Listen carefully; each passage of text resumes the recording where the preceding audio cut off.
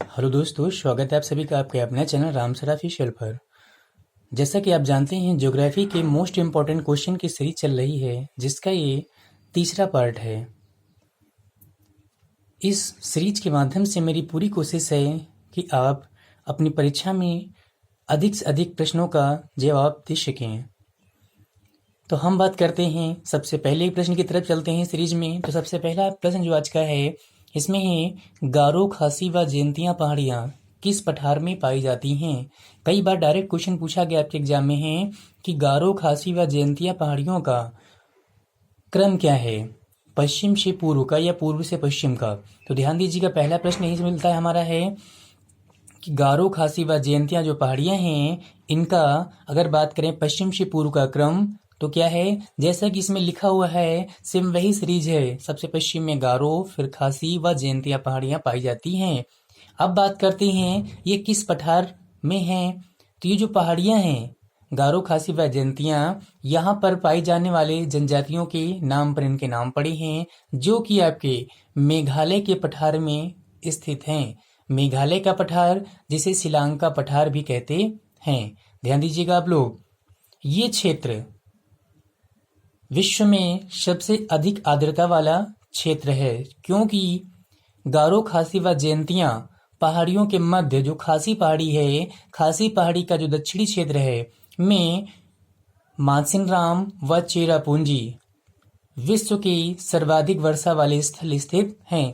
तो याद रखिएगा, विश्व का सबसे अधिक वर्षा वाला स्थल कौन सा है, तो मानसिनराम है। कहाँ स्थित है, खासी पहाड़ी के दक्षिण में, अर्थात हम कह सकते हैं कि मेघालय में स्थित है। किस राज्य में है, तो मेघालय राज्य में स्थित है। अब बात करते यहीं पर हैं, यहाँ पर सदाबहार वनस्पतियां पाई जाती हैं। ध्यान दीजिएगा, कैसी वनस्पतियां, तो सदाबहार वनस्पतियां पाई जाती हैं, क्योंकि यहाँ पर सर्वाधिक मात्रा में वर्षा होती है, इसलिए जो यहाँ की मिट्टी है वो कैसी मिट्टी पाई जाएगी। ये भी प्रश्न आपसे पूछा जा चुका है कि यहाँ पर लेटेराइट मिट्टी पाई जाती है। और लेटेराइट मिट्टी कैसी होती है, आप जानते हैं, ऐसी मिट्टी जिसमें जो पोषक पदार्थ हैं या जैविक पदार्थ हैं, उनकी कमी हो जाती है। अब हम बात करते हैं आगे, अगले प्रश्न की तरफ चलें। तो अगले प्रश्न की तरफ चलने से पहले यहीं पर एक बात और कर लेते हैं कि जो मेघालय राज्य है, मेघालय राज्य पड़ता कहाँ पे है। तो आइए एक बार मैप में देख लेते हैं कि मेघालय राज्य कहाँ पड़ता है। तो यह मैप में आप देख सकते हैं, जैसे कि मैं इसके विषय में पहले विस्तार से पढ़ा चुका हूँ आपको। तो यहाँ देख सकते हैं आप हैं कि जो मेघालय का पठार है, ये मेघालय राज्य सेवन सिस्टर का ही भाग है। सेवन सिस्टर, जिसमें पूर्वोत्तर के 7 राज्य आते हैं। तो मेघालय भी उन्हीं में से एक है, जिसकी राजधानी क्या है, शिलांग है। तो यहाँ आप देखिए, गारो, खासी व जयंतिया, इनको आपको पश्चिम से पूर्व का क्रम देखने को मिलता है। यहीं पर एक और बात कर लेते हैं, जो कि आपके एग्जाम में कई बार पूछा गया प्रश्न है कि जो मेघालय का पठार है किसका भाग है। तो मेघालय का पठार जो है, ये हिमालय का भाग ना होके प्रायद्वीपीय भारत का भाग है। याद रखिएगा आप लोग, जो कि राजमहल गारो गैप के द्वारा पृथक होता है। किसके द्वारा, तो राजमहल गारो गैप के द्वारा पृथक होता है। अब बढ़ते हैं हम अगले प्रश्न की तरफ। तो बात करते हैं अगले प्रश्न की। अगला प्रश्न आपके सामने क्या है कि नैनीताल, शिमला, मसूरी व रानीखेत तथा दार्जिलिंग हिमालय की किन पर्वत श्रेणियों के मध्य में स्थित हैं। तो जिन बच्चों ने हमारा हिमालय से संबंधित या उत्तर भारत का जो पर्वतीय क्षेत्र है से संबंधित वीडियो अच्छे से देखा है, वो इसका आंसर आसानी से दे सकेगा। तो हम क्या बात करते हैं यहाँ पे, नैनीताल, शिमला, मसूरी व रानीखेत तथा दार्जिलिंग जो स्थल है, ये पूछे भी एग्जाम में कई बार जा चुके हैं कि कहाँ पर स्थित हैं। तो ये हिमालय के शिवालिक व लघु हिमालय की पर्वत श्रेणियों के मध्य में स्थित हैं। जैसा कि आप जानते हैं, हिमालय जो कि टर्सरी युग की चट्टानों से निर्मित है, जिसमें कि आप जानते हैं सबसे नवीनतम वलित पर्वतमाला किसे कहते हैं, तो हिमालय को कहते हैं। हिमालय क्या है, विश्व की सबसे नवीनतम वलित पर्वतमाला है, जिसमें अभी भी उत्थान हो रहा है। क्या हो रहा है, जिसमें अभी भी उत्थान देखने को मिलता है। अब हम बात करेंगे अगले प्रश्न की तरफ, चूंकि अगर आपको हिमालय के विषय में अधिक या अच्छे से पढ़ना है, तो आप हमारा हिमालय से संबंधित या उत्तर भारत संबंधित वीडियो देख सकते हैं। अब बात करते हैं हम अगले प्रश्न की तरफ। तो अगला प्रश्न क्या आपके सामने है, भारत में झूम कृषि किस क्षेत्र में अधिक देखने को मिलती है? काफी इंपॉर्टेंट प्रश्न, कई बार पूछा जा चुका है परीक्षा में आपकी है। तो भारत में झूम कृषि, जिसे स्थानांतरित कृषि भी कहते हैं, इसका सर्वाधिक जो क्षेत्र है वह पूर्वोत्तर में देखने को मिलता है। तो झूम कृषि का सर्वाधिक क्षेत्र कहाँ पर देखने को मिलता है? तो पूर्वोत्तर के जो राज्य हैं, अरुणाचल प्रदेश, असम, मेघालय, मणिपुर, त्रिपुरा, मिजोरम, जो ये क्षेत्र हैं, यहाँ पर जो पाई जाने वाली जनजातियां हैं वे अधिकांश रूप से कौन सी खेती करती हैं? तो झूम कृषि या स्थानांतरित कृषि करती हैं। अब हम बात करते हैं अगले प्रश्न की तरफ। भारत का शीत मरुस्थल किन पर्वत श्रेणियों के मध्य पाया जाता है? काफी महत्वपूर्ण प्रश्न है कि भारत का शीत मरुस्थल किन पर्वत श्रेणियों के मध्य पाया जाता है। तो देख लेते हैं भारत का शीत मरुस्थल। सबसे पहले हम बात करेंगे कौन सी पर्वत श्रेणियां? तो हिमालय की काराकोरम का जो क्षेत्र है, मतलब ट्रांस हिमालय का क्षेत्र, ट्रांस हिमालय व वृहत हिमालय के क्षेत्र में पाई जाती हैं। आंसर क्या होगा आपका? ट्रांस हिमालय और वृहत हिमालय के मध्य में शीत मरुस्थल पाया जाता है। तो शीत मरुस्थल कौन सा क्षेत्र है? तो शीत मरुस्थल जो कि लद्दाख में पड़ता है। कहाँ पड़ता है? ये लद्दाख में पड़ता है, याद रखिएगा आप लोग। अब बात करेंगे हम डफला, मिरी, अबोर, मिसमी, पटकाई बोम पहाड़ियां किस राज्य में स्थित हैं या पाई जाती हैं? काफी महत्वपूर्ण प्रश्न है, कई बार डायरेक्ट क्वेश्चन पूछा गया यहाँ से है। इन पहाड़ियों से संबंधित मिलान करने के लिए कई बार प्रश्न आपके एग्जाम में पूछे जा चुके हैं। तो हम बात करें डफला, मिरी, अबोर, मिसमी, पटकाई बुम जो पहाड़ियां हैं, ये सब की सब अरुणाचल प्रदेश राज्य में पाई जाती हैं। किस राज्य में है? अरुणाचल प्रदेश राज्य में, जो कि वृहत हिमालय जो श्रृंखला है उसी का विस्तारित रूप है। अब हम बात कर लेते यहीं पर हैं पटकाई बूम जो पहाड़ी है। पटकाई बूम पहाड़ी ये अरुणाचल प्रदेश व म्यांमार की सीमा पर स्थित है। आगे बात करें अगले क्वेश्चन की तरफ। मिकिर पहाड़ियां असम में स्थित हैं। क्वेश्चन क्या आया है कि मिकिर पहाड़ियां जो हैं वह असम में स्थित हैं। तो बरेल पहाड़ियां किन राज्यों में विस्तृत हैं? यहाँ बरेल पहाड़ी कई बार प्रश्न आया है, मिलान करने के लिए पूछा गया है। तो बरेल पहाड़ी किस राज्य में या किन राज्यों में विस्तृत हैं? तो बरेल पहाड़ी जो आपकी है वह असम राज्य में है, मणिपुर और नागालैंड में विस्तृत है। आगे हम बात करें अगले प्रश्न की तरफ। तो भारत के किस क्षेत्र में सर्वाधिक दलदल पाए जाते हैं? काफी इंपॉर्टेंट प्रश्न है। तो भारत के तराई क्षेत्र में, ध्यान दीजिएगा, जब हमने भारत का या उत्तर भारत का मैदान पढ़ाया था तो उसमें विस्तार से समझा रखा है हमने। यदि आपने उत्तर भारत व पूर्वी तट तथा पश्चिमी तटीय मैदान वाला वीडियो नहीं देखा तो उसे अवश्य देखें। उसमें हमने ये सभी प्रश्न काफी विस्तार से समझा रखे हैं। तो भारत के किस क्षेत्र में सर्वाधिक दलदल पाए जाते हैं? तो आंसर क्या होगा आपका? तराई क्षेत्र में। अब बात करें लुशाई तथा मिजो पहाड़ियां किस राज्य में फैली हुई हैं? तो लुशाई और मिजो नाम से आप जान गए हैं कि मिजो कहाँ पे है? मिजोरम। तो लुशाई और मिजो पहाड़ियां मिजोरम राज्य में फैली हुई हैं, जो कि सेवन सिस्टर का ही एक राज्य है या पूर्वोत्तर का राज्य है। चलिए आप कमेंट करके आंसर दीजिए कि मिजोरम की राजधानी क्या है। अब बढ़ते हैं हम अगले प्रश्न की तरफ। विश्व की सबसे अधिक तीव्र ढाल वाली चोटी कौन सी है? क्वेश्चन क्या आपका है कि विश्व की सबसे अधिक तीव्र ढाल वाली चोटी, जिसे राकापोशी कहते हैं, क्या कहते हैं? राकापोशी कहते हैं। ये है ट्रांस हिमालय में ही पड़ती है। कहाँ पे? ट्रांस हिमालय में। सिंधु नदी किन दो श्रेणियों के मध्य से गुजरती है? कई बार प्रश्न डायरेक्ट परीक्षा में पूछा गया है कि सिंधु नदी किन दो श्रेणियों को काटती है या किन के मध्य से गुजरती है? तो आंसर क्या होगा? लद्दाख व जास्कर। ध्यान दीजिएगा, लद्दाख व जास्कर जो श्रेणियां हैं इनके मध्य से सिंधु नदी गुजरती है। अब हम बात करते हैं अगले प्रश्न की तरफ। सियाचिन ग्लेशियर किस पर्वत श्रेणी में स्थित है? तो सियाचिन ग्लेशियर ये आपके ट्रांस हिमालय के काराकोरम पर्वत श्रेणी में स्थित है। यहीं पर नुब्रा घाटी स्थित है। ध्यान दीजिएगा, नुब्रा घाटी जो है वो कहाँ पे है? तो नुब्रा घाटी काराकोरम पर्वत श्रेणी में ही सियाचिन ग्लेशियर के पास स्थित है। अब हम बात करें अगले प्रश्न की तरफ। चास दोआब किन नदियों के मध्य स्थित है? काफी अच्छा सा प्रश्न है। तो मैंने उत्तर भारत के मैदानी वाले क्षेत्र में इससे संबंधित लगभग सभी तरह के प्रश्न कवर किए हैं कि पंचनद क्या होता है, पंच दोआब क्या है, पंच दोआब में कौन कौन से क्षेत्र आते हैं, जिसमें आपने पढ़ रखा है, चाहे वो सिंध व झेलम के बीच का क्षेत्र हो।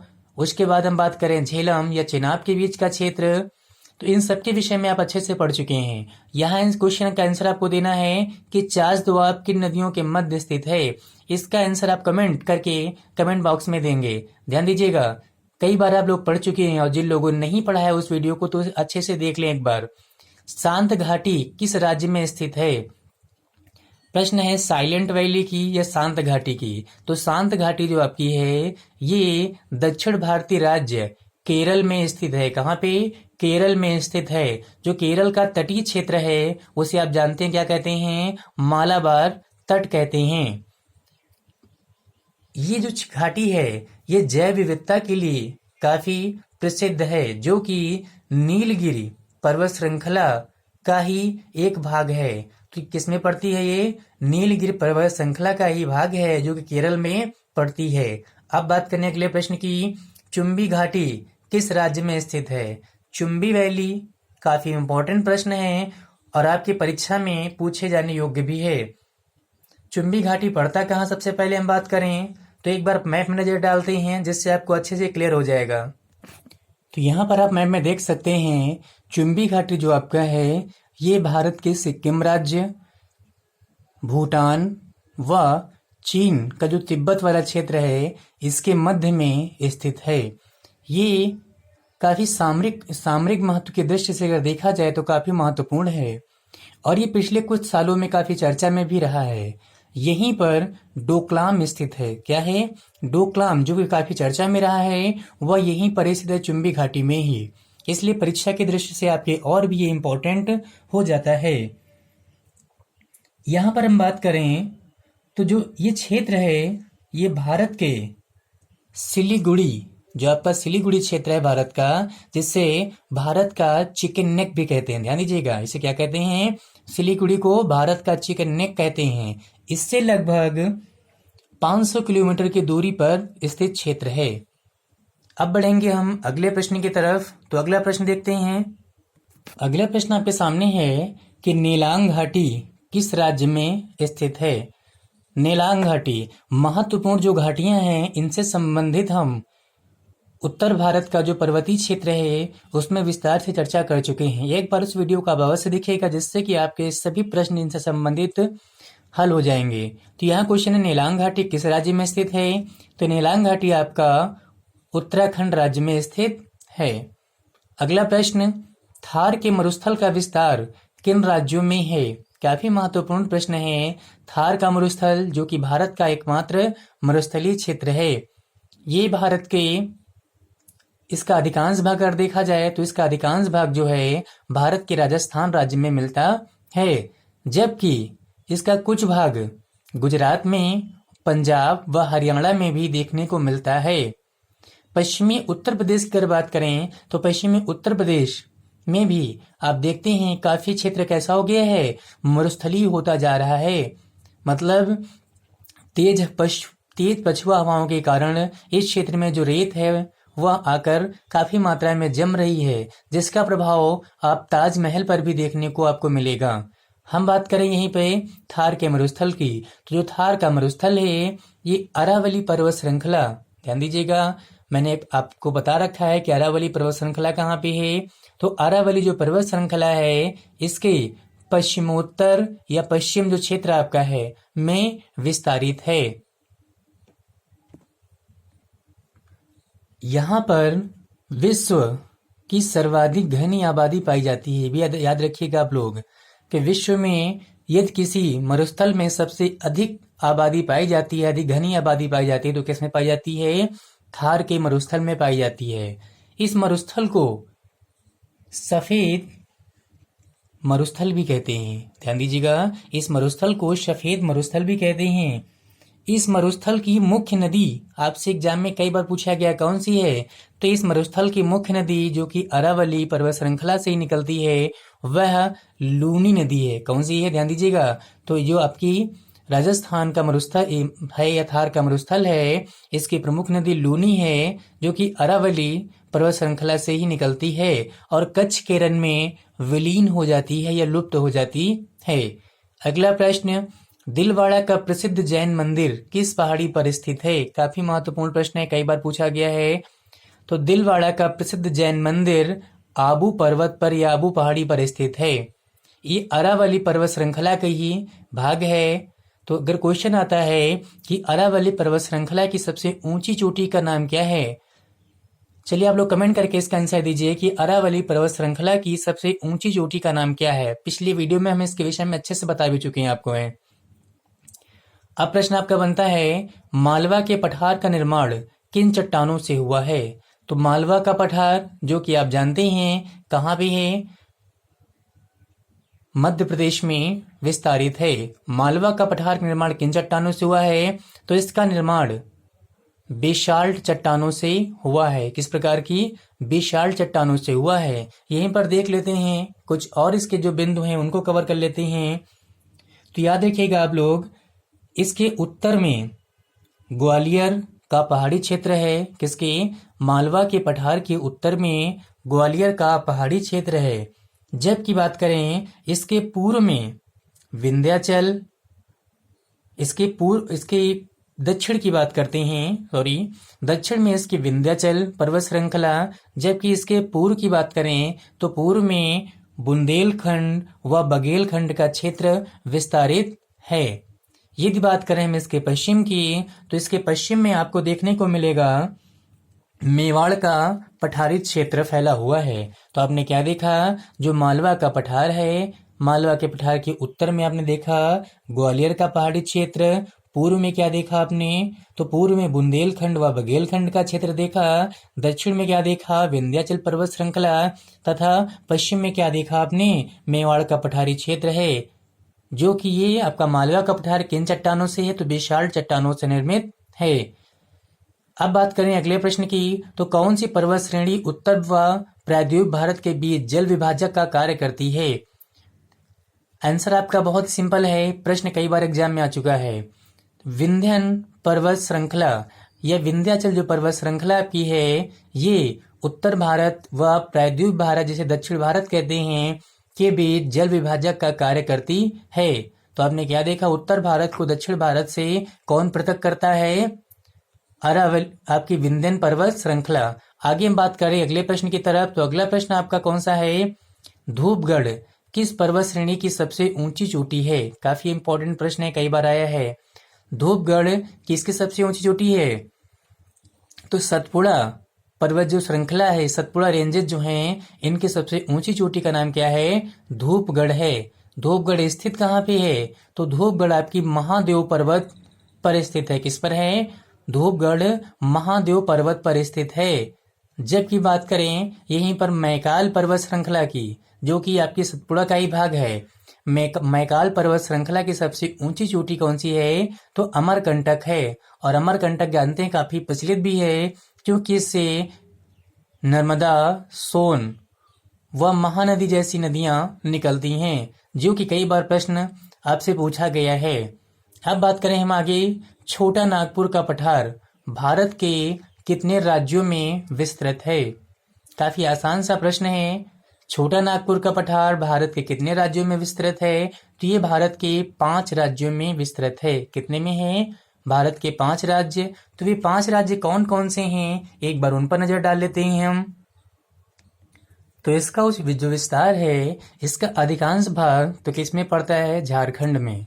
झारखंड के अतिरिक्त बिहार में, ओडिशा में, ध्यान दीजिएगा, बिहार में, ओडिशा में, पश्चिम बंगाल में व छत्तीसगढ़ में इसका कुछ भाग विस्तृत है या विस्तारित है।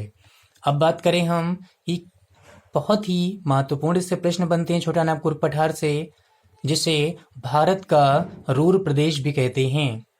इसके दक्षिण में ही रांची का पठार है, जो कि इसी का एक भाग है। इसे भारत का रूर प्रदेश कहते हैं और यहाँ पर सर्वाधिक मात्रा में जो आपके कोयला या खनिज पदार्थ हैं वह पाए जाते हैं। दामोदर नदी का उद्गम भी यहीं से होता है। अब बात करें हम आगे, गोदावरी नदी की सहायक नदी इंद्रावती का उद्गम किस पठार से होता है? गोदावरी की सहायक नदी, याद रखिएगा कई बार प्रश्न पूछा गया है कि इंद्रावती किसकी सहायक नदी है। तो इंद्रावती किसकी सहायक नदी है? ये गोदावरी नदी की सहायक नदी है। इसका उद्गम कहाँ से होता है? काफी महत्वपूर्ण प्रश्न है। तो इसका उद्गम दंडकारण्य के पठार से होता है। कहाँ से होता है? दंडकारण्य के पठार से होता है, याद रखिएगा। अब बात करें हम प्रायद्वीपीय पठार को, प्रायद्वीपीय पठार को शिलांग पठार कौन सा क्षेत्र पृथक करता है? कहने का तात्पर्य है कि प्रायद्वीपीय पठार से शिलांग के पठार को कौन सा क्षेत्र अलग करता है? तो क्या है? राजमहल गारो गैप इसको पृथक करता है। बाबा बुदन की पहाड़ी किस पठार का हिस्सा है?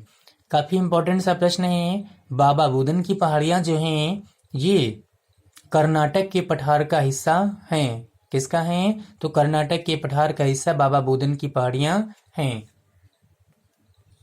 यहीं पर मैसूर का पठार है। कहाँ पे?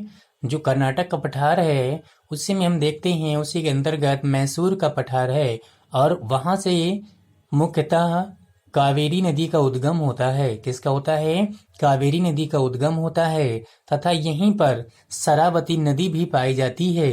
और शरावती नदी जिसके द्वारा किसका निर्माण हुआ है? जोग या गरसोप्पा जो वाटरफॉल है या जल प्रपात है, इसका निर्माण हुआ है, जो कि भारत का सबसे बड़ा वाटरफॉल है या झरना है।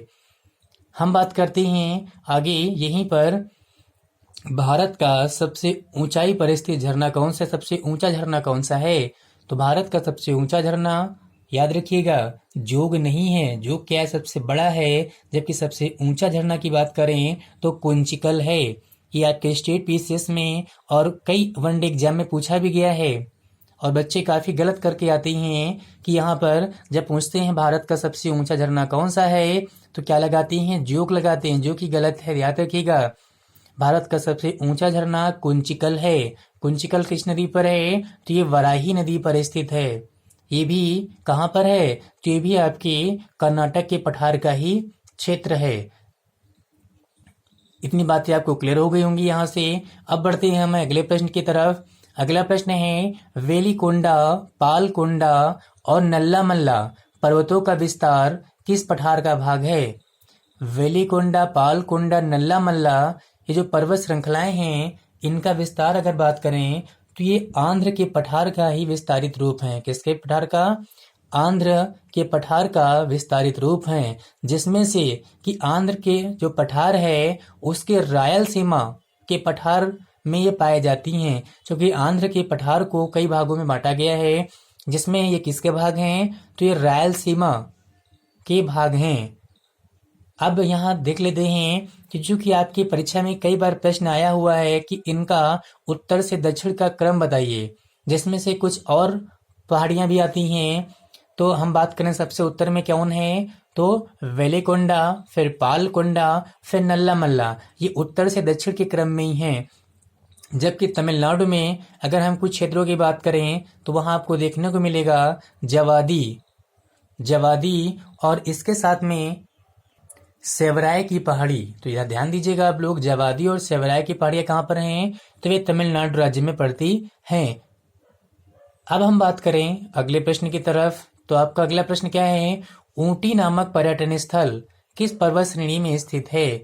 ऊटी, जिसे उडग मंडक भी कहते हैं, ये दक्षिण भारत में पड़ता है। पहली बात तो याद रखिएगा आप, कई बार प्रश्न पूछा जा चुका है। ऊटी कहाँ पर पड़ता है? तो ये नीलगिरी पर्वत श्रेणी में पड़ता है। किसमें है? नीलगिरी पर्वत श्रेणी में पड़ता है। नीलगिरी पर्वत श्रेणी में ही दक्षिण भारत की दूसरी सबसे ऊंची चोटी भी है, जिसे क्या कहते हैं, दोद्दा बेट्टा कहते हैं। तथा दक्षिण भारत की सबसे ऊंची चोटी की बात करें तो क्या है, वो अन्नाईमुदी है, जो कि अन्नामलाई पर्वत श्रृंखला में स्थित है। आज क्लास में बस इतना ही। फिर मिलेंगे अगली क्लास में कुछ अन्य महत्वपूर्ण प्रश्नों के साथ में। तब तक के लिए धन्यवाद। यदि वीडियो आपको पसंद आए तो उसे लाइक करें, अपने दोस्तों को शेयर करें तथा कमेंट करके अपनी प्रतिक्रिया जरूर दें।